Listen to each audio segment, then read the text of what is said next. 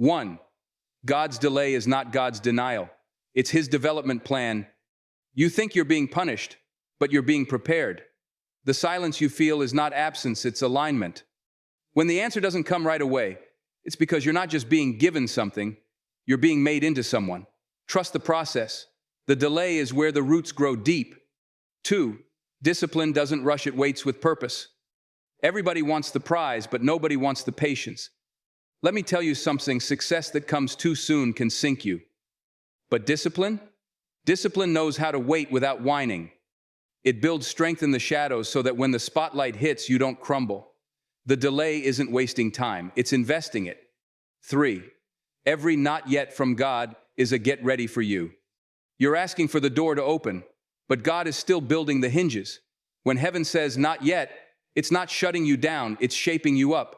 You don't want it until you're ready to carry it. Discipline holds the line when desire gets loud. Delay is divine timing wrapped in disguise. 4.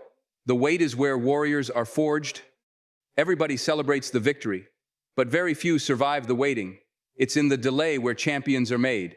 The gym is empty, the applause is gone, but you're still showing up. That's discipline. The grind nobody sees builds the glory everybody wants. And if you can be faithful in the delay, you'll be unstoppable in the destiny. 1. The wait is where warriors are forged. Everybody wants the win, but not everyone's built for the wait. It's not the destination that defines a warrior, it's the discipline they develop in the delay. When the lights are off, the crowd is gone, and nobody's watching, that's where the real battle begins. Not with swords, not with fists, but with focus, with patience, with restraint. And if you can endure the silence without losing your purpose, if you can carry the weight without recognition, then you are already a warrior in the making. Because the truth is, it's easy to move when everything is moving. It's easy to work hard when the opportunity is obvious, when the door is open, when the check is signed. But can you move when it feels like nothing's happening? Can you stay steady when the plan feels stalled? That's the test. That's the place where strength is built. Most people quit in the quiet, but warriors are made there. You see, the wait is a filter. It separates the ones who want it from the ones who were born for it. Want is emotional. It flares up fast and fades just as quickly. But calling stays when the excitement runs out. Calling digs deep when nothing makes sense. The wait will expose whether you're chasing the spotlight or chasing your purpose. Because if it's just about attention, you'll crumble when nobody claps. But if it's about calling, you'll keep grinding, even when it's just you and the grind. There's something about the wait that works on your character. Waiting isn't passive, it's preparation. Every day you show up without results, every time you give your best without applause, every time you do what's right when it feels like it doesn't matter, you're building discipline. You're sharpening your soul. You're forging something no one can take from you. Because what's forged in fire can't be broken by pressure. The world loves a fast result. We want instant success, immediate elevation, overnight miracles. But greatness doesn't come microwaved. It comes slow cooked. It takes time to become who you were born to be. Time tests you. Time stretches you. Time doesn't just show you your limits, it expands them. The longer you wait with the right mindset, the stronger you get. Because waiting with purpose is not weakness, it's warfare. Every great warrior in history learned to respect the wait. Before the battlefield, there was always the boot camp. Before the throne, there was always the wilderness. Before the victory, there was always the valley. Why? Because without the valley, you don't learn how to fight, you don't learn how to endure, you don't learn how to lead. If everything came easy, you wouldn't be prepared for the pressure that comes with greatness. The wait is where your integrity is tested, your endurance is tested, your vision is tested. And the ones who rise are the ones who remain faithful in the fire. Let's be real, waiting is uncomfortable. It feels like failure. It feels like you're being overlooked. But what if the delay isn't rejection, it's refinement?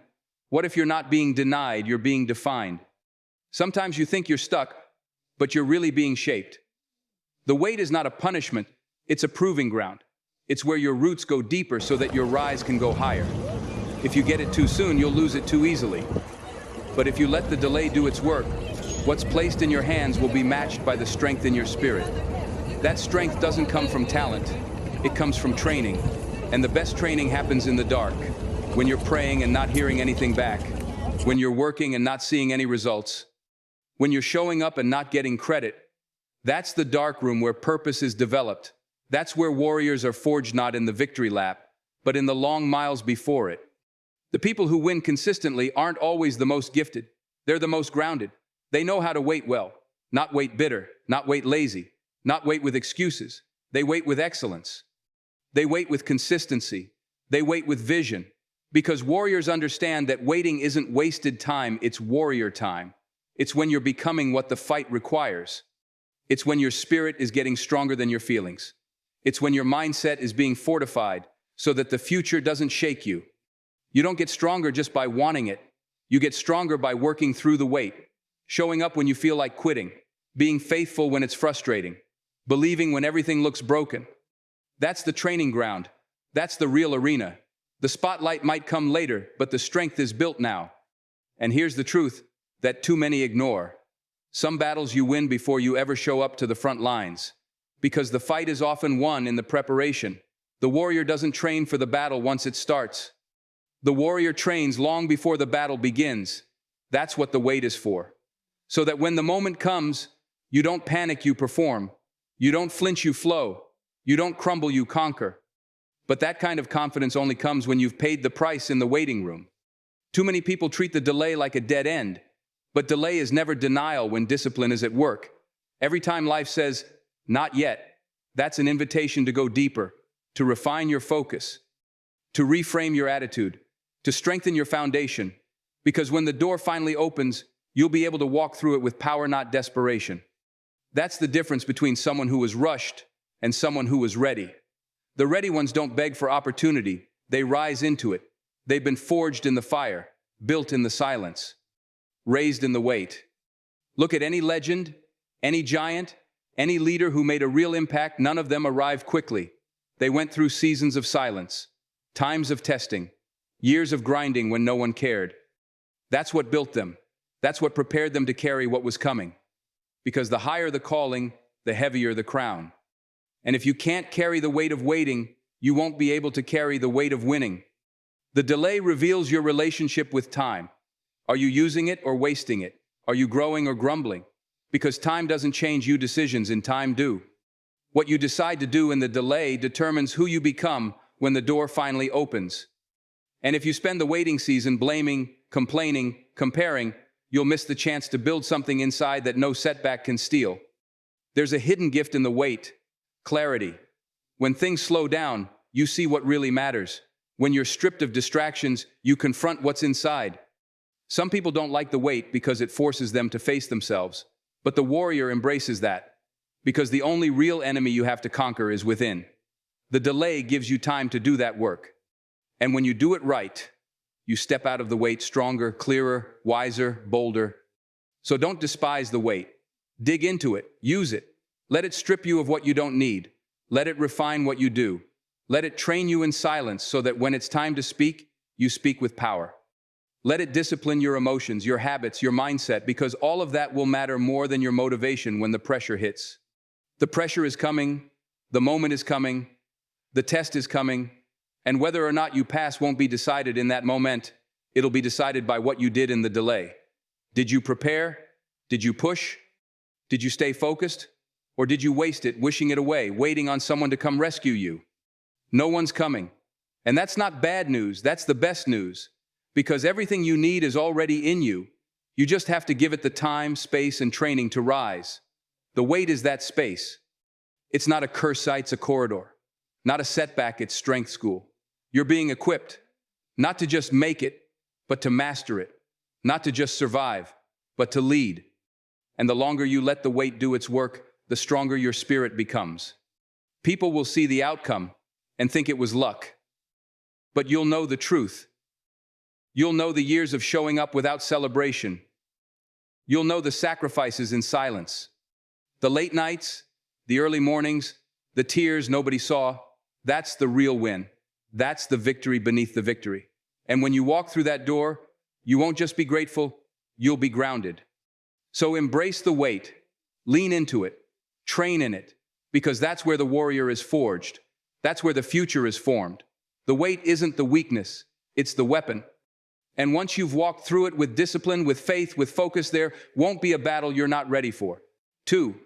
Dreams without discipline are just decorations. A dream without discipline is just a fantasy in disguise. It looks good on paper, sounds powerful in conversation, and feels exciting in your heart, but without structure, without action, without consistency, it becomes a decoration. Something you admire, not something you accomplish. A dream should drive you, not distract you. And too many people are in love with the idea of the dream, but allergic to the discipline it demands. Everybody wants to dream big, but not everybody wants to build deep. Because dreaming is easy, it costs you nothing. You can dream in bed, you can dream in traffic, you can dream while doing nothing. But discipline? Discipline costs. It takes time. It takes sacrifice. It takes saying no when everything in you wants to say yes.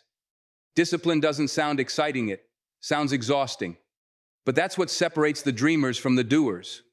You can talk about success all day, but if you don't train for it, if you don't wake up early for it, if you don't stay committed to it, then you're just decorating your life with potential instead of developing it into purpose.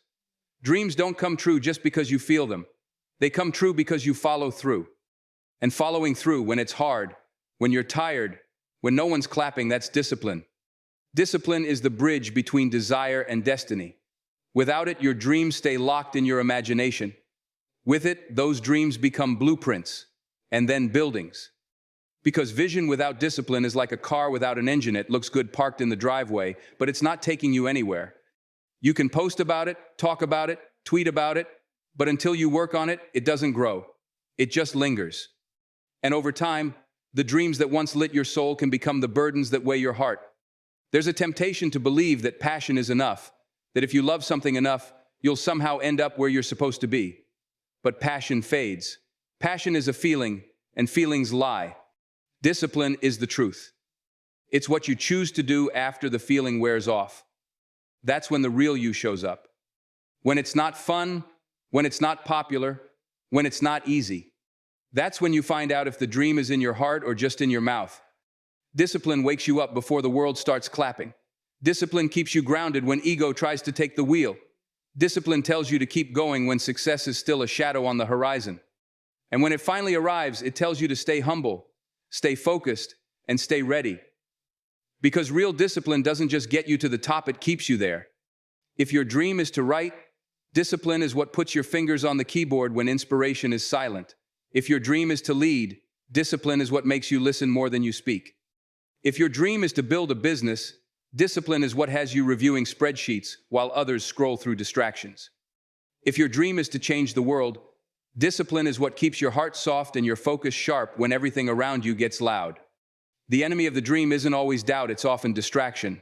Little compromises, small justifications. I'll start tomorrow. I'm just too tired today. I've done enough this week. It's not the big failures that kill most dream sits, the slow leak of inconsistency. You don't fall off in a day. You drift tone missed rep, one skipped step, one lost hour at a time. But if you're anchored in discipline, you don't drift, you decide. Every day. Again and again. That decision isn't glamorous. Discipline doesn't always feel good. But it is good for you. It trains your body. It trains your mind. It trains your spirit.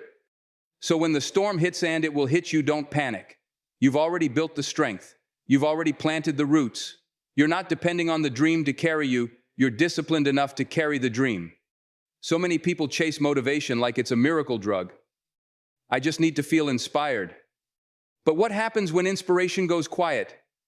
Discipline doesn't need a feeling to function.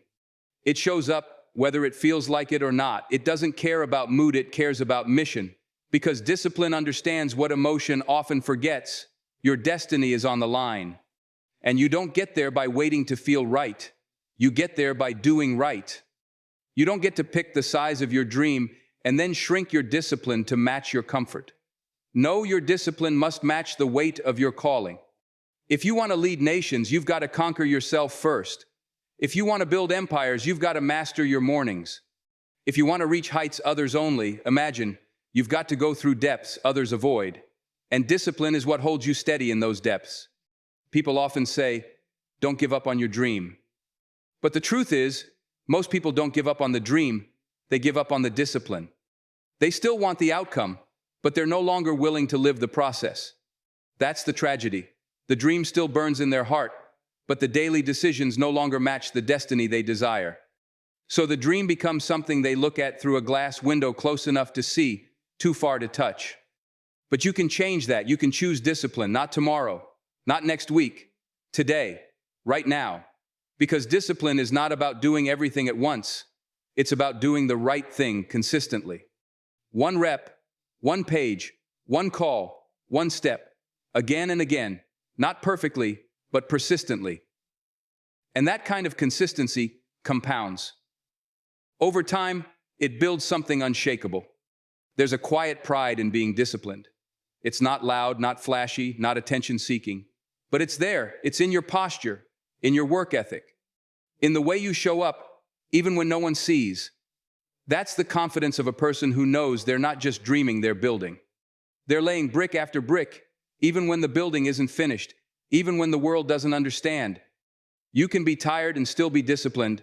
You can be afraid and still be disciplined. You can be uncertain and still be disciplined. Discipline isn't the absence of struggle, it's the decision to keep going through it. It's what carries you when willpower runs dry. It's what reminds you that the goal was never about ease, it was about elevation. So if your dream feels far away, don't panic. Get disciplined. Look at your schedule. Look at your habits. Look at your circle. Ask yourself, are these things leading me closer or further from what I said I was called to do? And then have the courage to change what needs changing. Not because it's easy, but because your dream is worth it. Don't just admire success, study it. Every great achievement is built on the bones of a disciplined life. The athlete doesn't win because they dreamt about a gold medal. They win because they trained in silence, denied comfort, embraced pain. The artist doesn't paint the masterpiece on accident. They do it because they practiced the strokes for years. The entrepreneur doesn't build the company by luck. They build it through strategy, sacrifice, and sleepless nights. In every field, in every path, discipline is the thread. And don't confuse activity with discipline. Just because you're busy doesn't mean you're building. Discipline is focused. It's intentional. It's measured. It's not about doing more, it's about doing what matters most. Every day, whether or not you feel like it. Because the dream demands it. Not in bursts, not in hype, but in rhythm. There's no elevator to your dream, just stairs. And every step is made of small, disciplined choices. Wake up or sleep in, train or skip, focus or scroll, invest or waste, you choose. And each choice is a brick. Every day you're building something. The question is, are you building a monument to your excuses or a masterpiece out of your discipline? The future belongs to the focused, the dreamers who became doers, the visionaries who became vessels, the ones who turned inspiration into implementation, who took the hope in their heart and turned it into habits, who stopped wishing and started working, who understood that the dream is the fire but discipline is the fuel. Dreams are beautiful, but without discipline, they stay framed on the wall. If you want to see your dream in the real world, you've got to bleed for it in the quiet places. You've got to love it enough to suffer for it, to be misunderstood for it, to be disciplined enough to keep walking when the path is uphill, the road is lonely, and the reward feels distant. Because that's what greatness requires.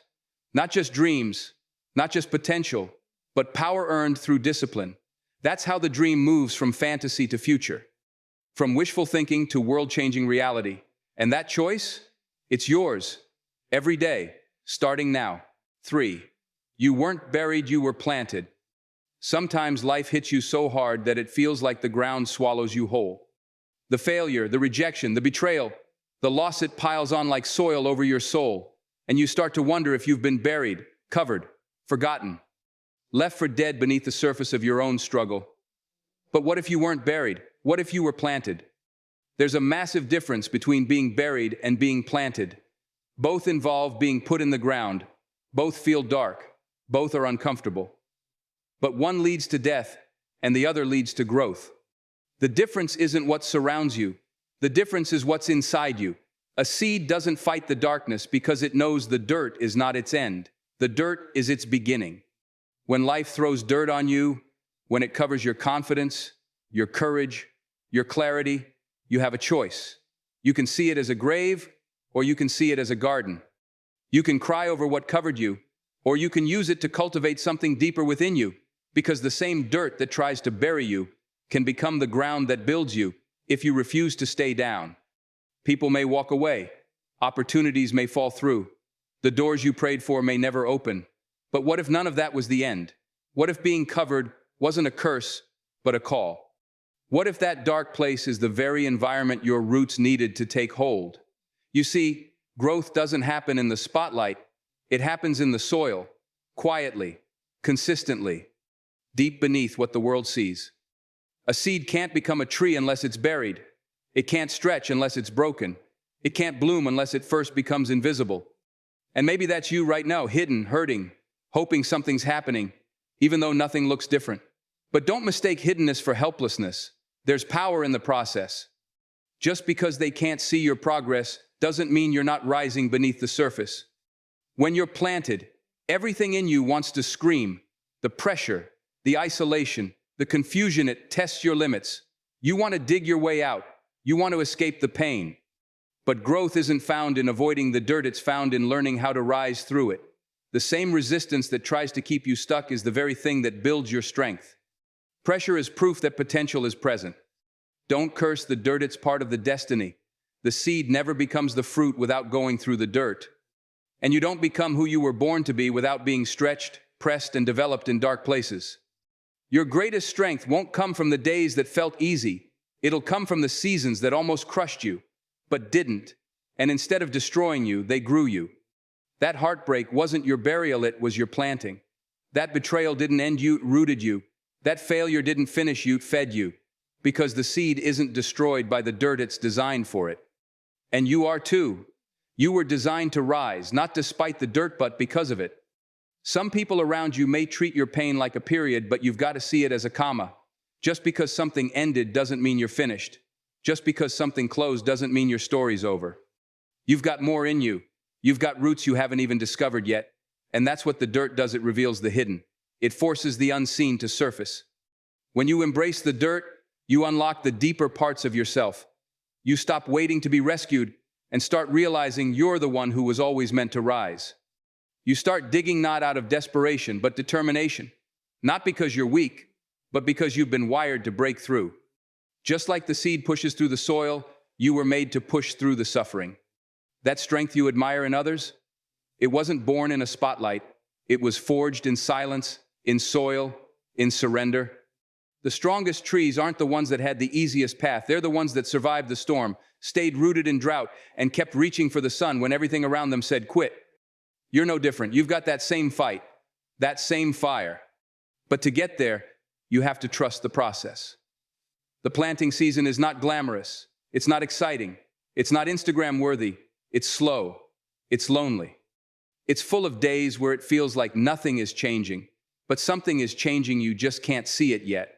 Just because it's invisible doesn't mean it's inactive. God does his deepest work in the darkest soil. Stop looking at the dirt as a delay. Start seeing it as development. Stop cursing the silence and start listening to what it's shaping in you. You're not behind, you're becoming. Every buried moment, every sleepless night, every time you felt like giving up, but didn't, it's all adding layers to your roots.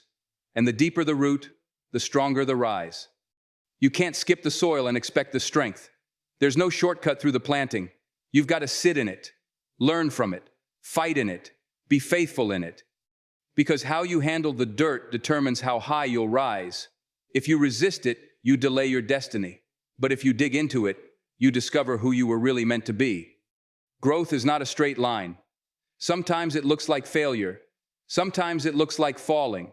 Sometimes it looks like losing everything you thought you needed. But every breakdown can be a breakthrough in disguise. Every setback can be a setup for something greater. But only if you keep going. Only if you don't let the dirt define you. People may write you off. Life may cover you. Circumstances may shake you. But they can't stop you unless you stop believing. Unless you stop rising. Unless you accept the lie that the dirt was your end. Don't give it that kind of power. You were never meant to stay underground.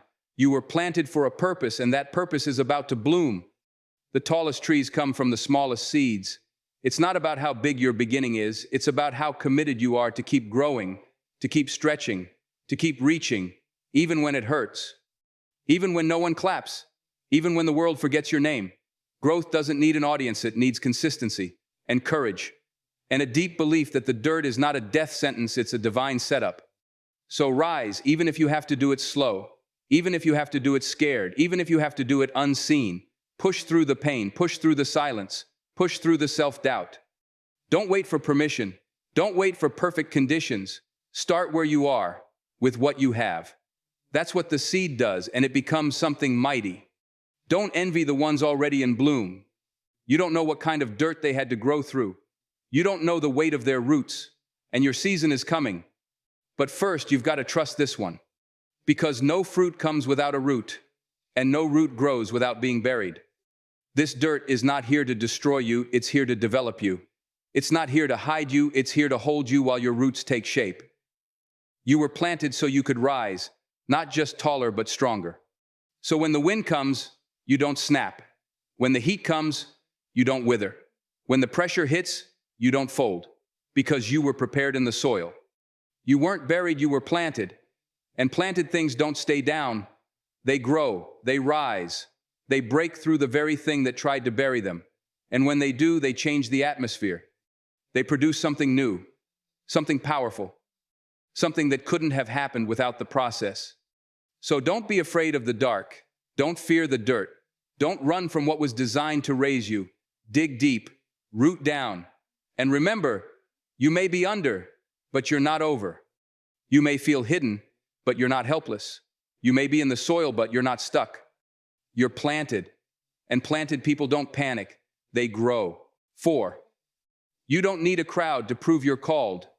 In a world that worships visibility, where followers measure worth and applause is mistaken for approval, it's easy to feel overlooked. Easy to feel like your purpose must not be real if no one's clapping for it. Like your gift isn't valid because it doesn't have a platform. Like your effort isn't valuable unless it's broadcasted. But the truth is this: you don't need a crowd to prove you're called. Your calling wasn't put in you by a committee, was planted in you by conviction. It wasn't voted into existence, it was spoken into you before anybody ever knew your name. So you don't need their validation. You don't need their invitation. And you don't need their recognition to walk fully in what was already written over your life. The noise of the crowd is not the compass for your purpose. Crowds are fickle. One day they cheer. The next day they disappear. One moment they're for you. The next, they forget you. But the calling inside you is not temporary. It's not built on applause, it's built on assignment.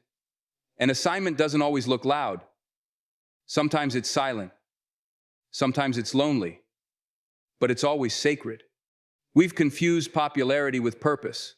We think if it's not viral, it's not valuable. But what's popular isn't always purposeful. And what's purposeful isn't always popular. Sometimes the most important things happen away from the noise. Sometimes the real work, the deep work happens in the shadows, behind closed doors, off the stage, with no audience but your own determination. You were never called to chase a platform, you were called to carry a purpose. And purpose doesn't need promotion. Purpose speaks for itself through persistence, through preparation, through faithfulness when nobody's looking. The spotlight doesn't create the strength. The private moments do. The discipline, the devotion, the daily grind when there's no glory attached. There are seasons when no one will notice you. You'll put in work that nobody thanks you for. You'll carry burdens that nobody sees. You'll show up again and again without any recognition. But don't despise those seasons. That's where your foundation is forged. That's where your character is chiseled. That's where you prove to yourself that you didn't come this far for claps, you came for change. Because the moment you make the crowd your compass, you lose your clarity. You start shifting to please instead of standing to lead. You start compromising truth for trends. You dilute your gift, trying to fit into what's trending. But you weren't called to fit in, you were called to stand out. And standing out doesn't always mean standing on a stage. Sometimes it means standing firm when others bow. You don't need followers to prove you're a leader. Leadership isn't about numbers, it's about influence. And real influence starts within. If you can't lead yourself when no one's watching, how can you lead others when everyone is? If you can't show up in silence, you won't be ready for the sound. Because the crowd doesn't make you ready, it reveals if you were ready all along. Think of the greatest breakthroughs that have ever happened in history. They didn't start with crowds. They started with conviction, with someone saying yes in private before they ever stepped into the public. Before there was a movement, there was a moment between the person and their purpose. A quiet moment, an unseen moment, a holy moment. Don't be fooled. Just because it's small doesn't mean it's not significant. Just because it's quiet doesn't mean it's not powerful. Just because you're the only one who sees it right now doesn't mean it's not real. What's real doesn't need to be loud to be life-changing. The seed in the soil is just as powerful as the tree on the hill. It just hasn't broken the surface yet. That's where you are breaking through. Not to impress people, but to walk in purpose. Not for status, but for stewardship. Not for fame, but for faithfulness. The crowd may never see the hours you pray, the nights you cry, the days you keep going when quitting feels easier. But that's not why you do it. You do it because you were called, and that's enough. If you're not careful, you'll waste time waiting for someone else to confirm what's already been commissioned. You'll pause your purpose, waiting for permission. You'll sit on your gift, hoping someone important will notice it. But the one who gave you that gift already noticed you, already approved you, already sent you. You don't need a stage, you need to step out. Start where you are, use what you have, trust what's inside you. You're not missing a crowd, you're being equipped in the quiet. The quiet teaches you to trust, to build when no one sees, to believe when no one claps, to prepare not for applause but for alignment, because when the moment comes, you won't need to become something new. You'll just step fully into what you've been becoming all along. Too many people wait to get chosen, but you don't need to be chosen by man when you've already been chosen for the mission. Stop sitting on your calling because it's not celebrated yet. If you were the only one who believed in it, would it still be worth doing? That's the question that separates the distracted from the destined, the ones who need attention from the ones who were born for assignment. The spotlight feels good, but it can't sustain you. The claps won't carry you. The likes won't lift you. You need something deeper, a root system, a foundation, a grit that keeps going whether the room is full or the room is empty. Because some of your greatest work will be done when the room is empty, when no one's cheering, when it's just you and the work, you and the weight, you and the whisper that says, keep going. That's where champions are built, not in crowds but in commitment, not in moments of fame but in habits of faith. You don't rise to the occasion, you rise to the level of your preparation. And preparation is private. That's where the oil comes from, the anointing, the edge, the substance that separates those who start from those who sustain. So don't resent the quiet. Don't resent the hiddenness. The quiet is where the roots grow deep, where the identity is refined, where the motives are purified. If you rise too soon, without roots, you'll collapse the first time pressure hits. But if you build in silence, if you master your gift in the shadows, then when the lights come on, you won't be shaken, you'll be ready. The truth is, you don't need a crowd to keep going. You need a cause, a reason that's bigger than recognition, a mission that matters more than image, a fire that keeps burning even when there's no one around to feel the heat.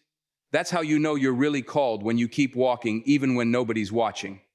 Let them overlook you, let them underestimate you. Let them think you're not worth paying attention to. Their silence is not your ceiling. Their indifference is not your identity. You're not performing for their applause, you're showing up for your purpose. And purpose shows up even when the seats are empty. You've been waiting for a green light, when the truth is, your breath is the green light. Your heartbeat is the go. Your life is the evidence. If you woke up today, it means the assignment still stands. The call is still active. The gift still works. And your job is not to convince the crowd, it's to commit to the calling.